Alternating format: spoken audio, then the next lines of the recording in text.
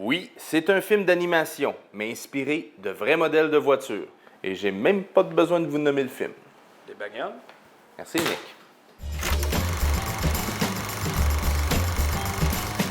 En 1985, entre 84 et 86, Ah, bravo. Steve Jobs vient de se faire trahir par sa propre compagnie, Apple. Il la quitte avec un goût amer, mais il n'en reste pas là. Il fonde Next Computer et rachète en 86, après 85, une compagnie d'animation 3D de Lucasfilm pour le renommer Pixar. Il investit des tonnes d'argent sans revoir un sou. Mais en 1994, 2 ans avant 1996, une alliance avec les studios Disney permet de mettre au monde Toy Story, ce qui fera exploser la réputation, la crédibilité et les coffres de la banque de Pixar. En 2006, bien après 1984, OK, là. Cars fait sa sortie en salle dans un univers d'automobile anthropomorphe. Ouais, t'as écrit ça toi-même? Les bagnoles évoluent dans un monde qui se rapproche du nôtre, mais en version pour automobile. La mythique Route 66 est un endroit utilisé, ainsi que plusieurs autres sites qui influencent les décors pour le film.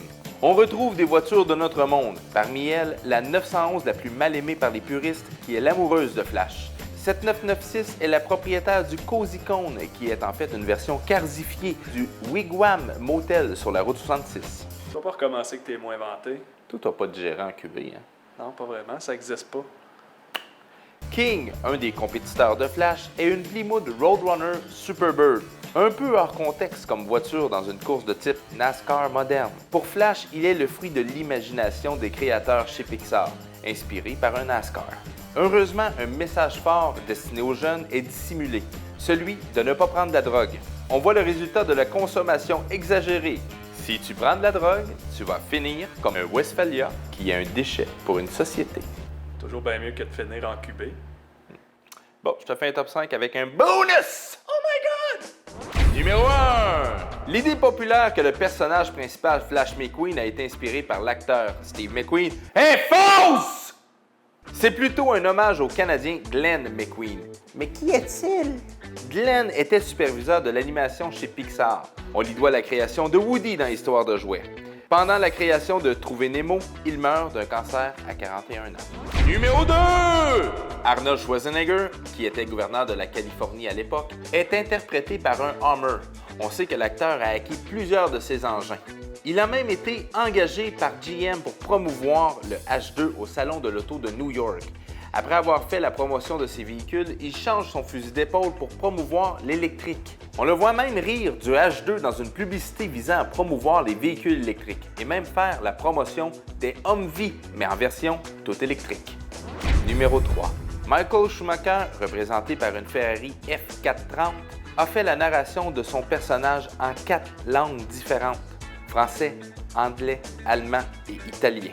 Il se passe quoi avec lui? Dernière nouvelle, t'es réveillé, mais végétatif. Numéro 4! Paul Newman, acteur reconnu pour être passionné de course automobile, joue le rôle de Doc Hudson. Ce fut son dernier rôle et considéra que c'était sa meilleure performance depuis The Verdict en 1982. Il meurt du cancer 2 ans plus tard. 84. Non, en 2008. La production décida que Doc Hudson serait lui aussi décédé en hommage à Paul Newman. Numéro 5! Numéro 5. Chez Pixar, on crée une connexion entre les films, peu importe le monde où l'histoire se déroule.